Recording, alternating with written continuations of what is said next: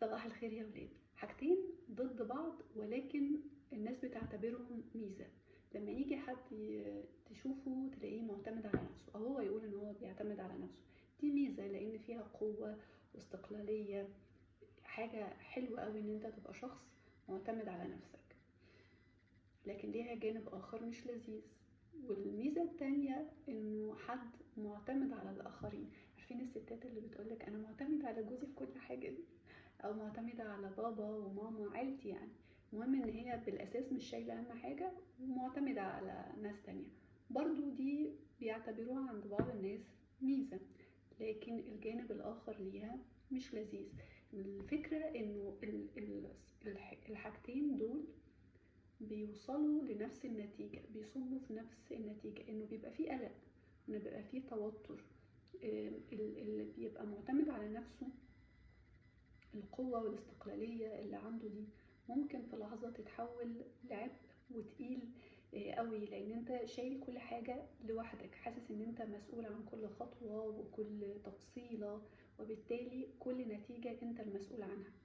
فتلاقي نفسك بتجري كأنك مش قادر تاخد نفس، عشان لو وقفت ثانية واحدة بس كل الدنيا اللي حواليك دي هتقف. فتحس انك طول الوقت مش مرتاح، طول الوقت قلقان ومتوتر من غير سبب واضح يبقى باين ليك او باين للناس.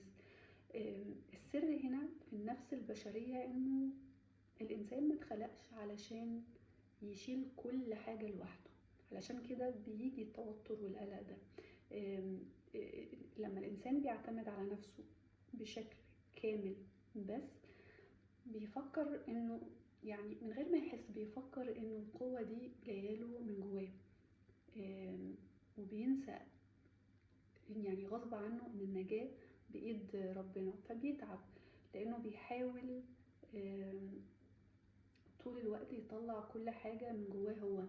فكرة اليقين بالله دي غصب عنه بتبقى مش موجودة إلا من رحم ربي طبعا.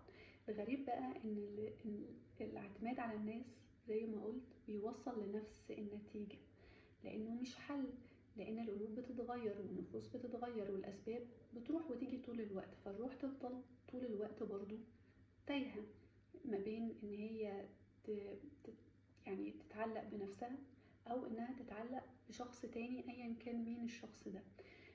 لكن لما القلب بيهدى كده وبيبقى فيه يقين بالله وتسليم لله، بيفهم ان السند الحقيقي في كل الدنيا اللي حوالينا دي ربنا،